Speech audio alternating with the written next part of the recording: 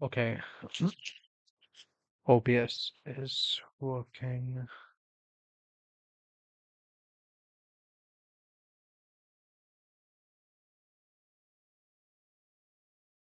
Yeah.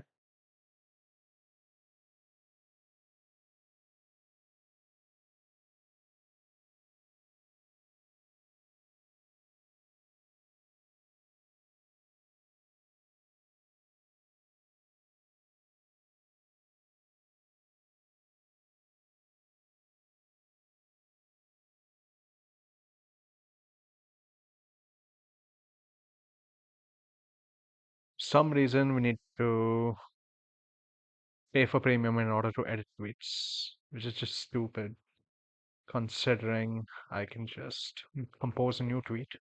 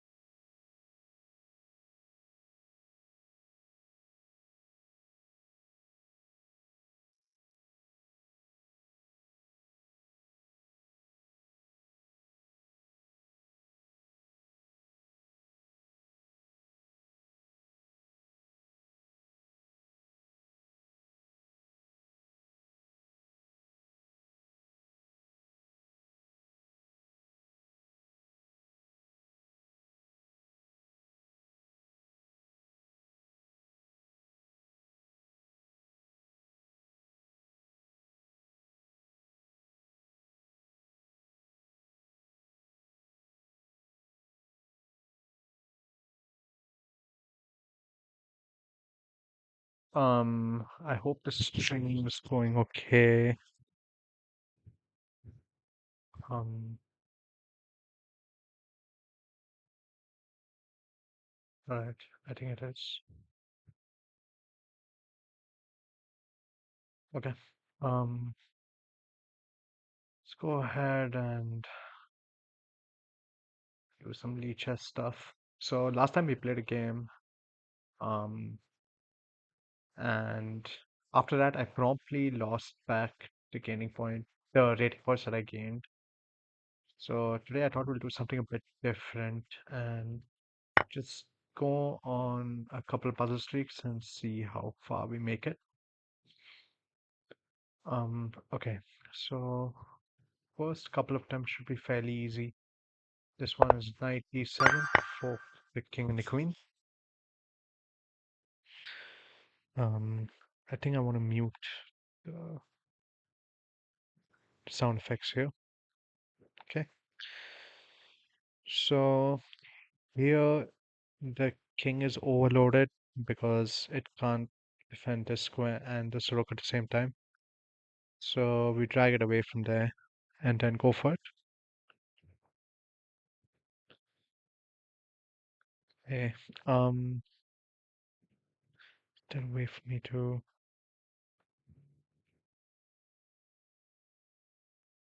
Whoops.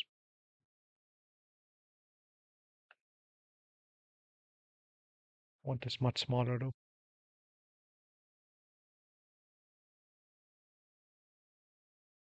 Alright, that's good enough.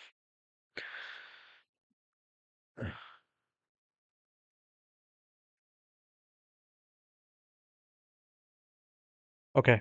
Um, so here the queen's kind of indirectly overloaded because it has to watch over um the rook when eventually this rook takes that one. So it has to watch over this rook indirectly and this knight. So we can just mass trade and win the knight. This one, so it's basically just a question of where to move the knight for the discover check. Um, They're double checks in both cases, so we don't have to be worried about pawn takes on e6, e3. So just by the process of elimination, um, you'll notice that knight here actually covers d7, so the king can't escape. If we play knight d6 instead, king d7, and we have a case of a hanging queen as well as a hanging knight. So there we go. Um, this one looks fairly straightforward. But after we win the bishop, um, you'll notice that we're actually still down material. We're down one pawn. But point of it is that upon landing this fork, we land another fork, and we're guaranteed to win either a full bishop a um, or a rook. Because if he defends it with c1, we can take this one. So knight here check, take that. Um, this one looks like we can just trade the queens and march this pawn towards promotion. So there's not much black can do to stop it because of the rule of the square. Since he's within this triangle, when the pawn starts pushing forward, there's no way he can catch it. So there we go. I don't know why I'm not jumping to the next puzzle. Okay, at least we maintain our streak. I thought we completely restarted there. So yes, we played this and we jumped to the next one. I think there might be a bug with leeches when the viewports kind of squeeze like this. Okay, um, this one. So I don't really think it's king here. Um, in fact, it definitely can't be. Knight there looks oddly dangerous. Um, so rook here is definitely a possibility, but he just takes with his knight, and we don't really have anything. It might just be king here. Um, yeah, I mean, we only have two legal moves in this position, this or this. So I am going to move my king. And yes, he takes the rook, after which we can take the rook.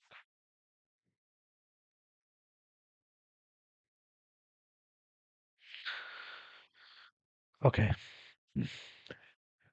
this looks like it wins a straight piece. Rook to e1 doesn't work because of knight e1. So, okay. Um, this is a fairly straightforward idea in these types of endgames. The idea is to get your rook kind of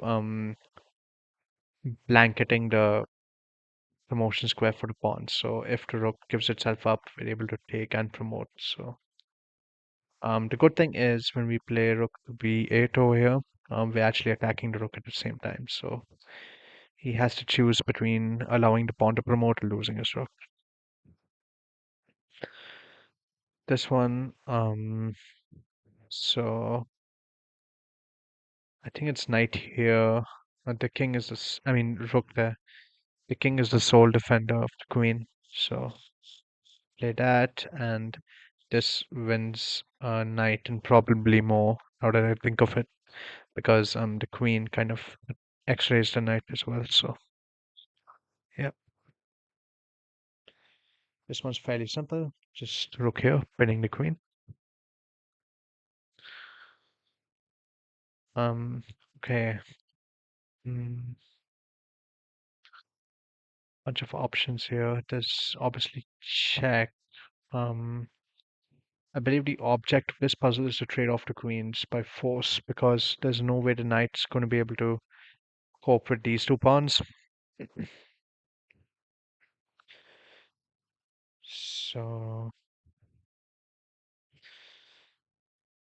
there isn't really an easy way to trade off queens, but just looking at the checks I have, I see this actually, now that I think about it, forking the knight and the king. So that's what I'm gonna do.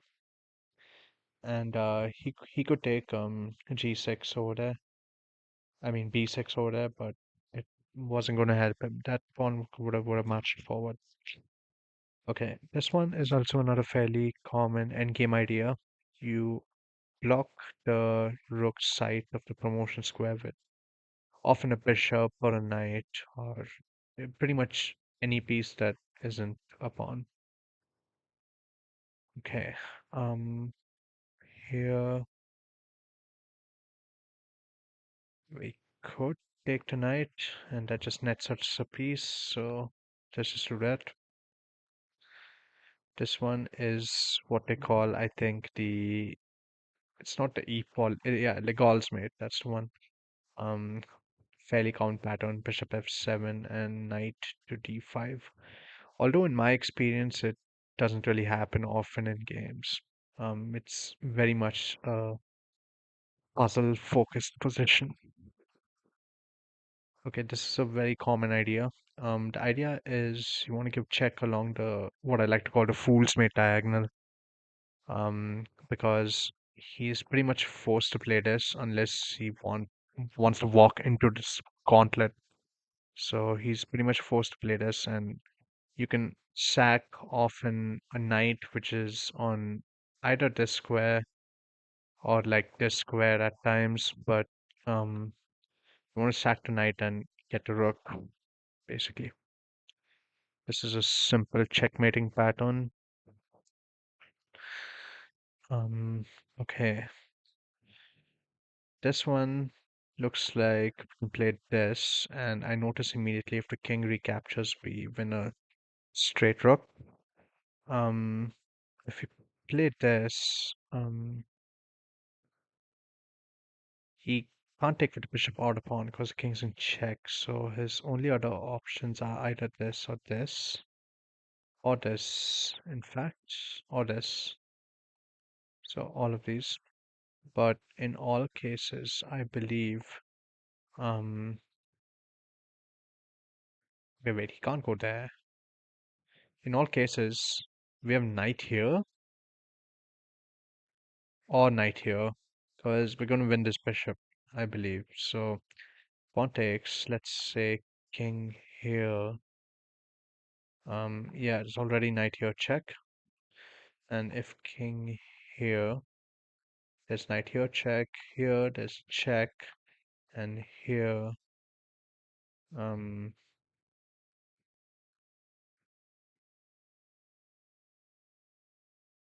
here we just take the rook. I mean, we just take the bishop. So yeah, good puzzle.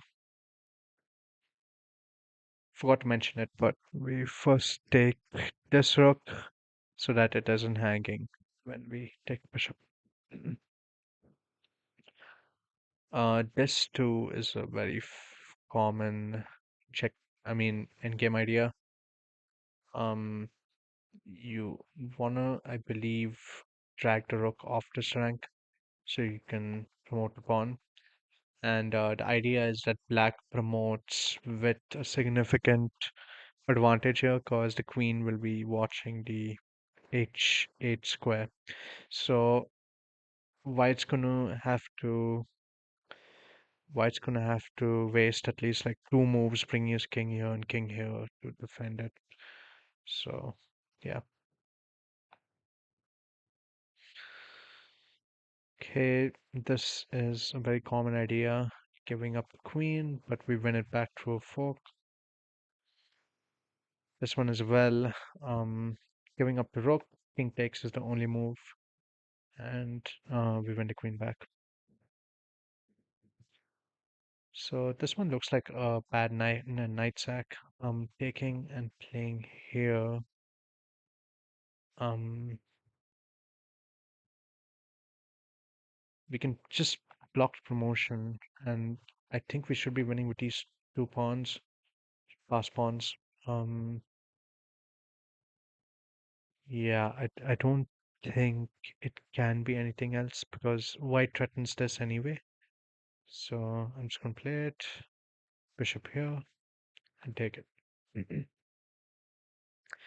I think 30 would be a good stopping point. So let's aim for that. So taking here very nearly forks the king and queen, but he can take with the king. But even then, there is rook here, pinning the queen. So, whoops, I almost played the wrong move there. Wrong move order. Okay. This one's fairly simple. You want to basically play all the forcing moves. So this and take the queen, he has to recapture, and then we take the knight, the hanging knight. So okay. Um, this one looks nifty. Okay, this one's pretty cool. It's not a very usual pattern. You want to distract the bishop away, because the whole point of it is to play knight to g6, check, winning the queen. So bishop here, bishop takes is his only move, and knight g6, wins the queen for two minus. So um, here, so this has to be a checkmating puzzle because there's no way we can stop this. So king here looks good. Um, the idea being check. Um, takes check. I don't really see anything after that, unfortunately. Maybe it's pawn here just directly. Mm,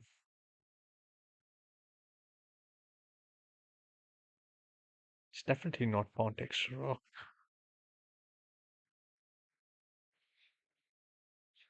Pawn here directly fails to king takes pawn though. So um, I think I will play king here.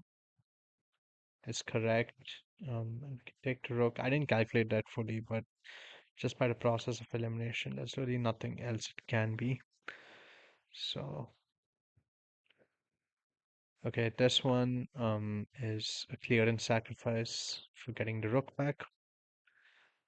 And last one of today, um, I believe here we can just collect an exchange. I don't really see anything better. We can't take this bishop because we hang mate, and I don't really see a way we can utilize this discovered attack. So this is it, and win the rook. Okay, so got to 30. I can probably get to 60 or 70 if I really try, but yeah. Anyway, thanks for watching. This was the second episode of Chess Talks, and yeah, we'll see you next time.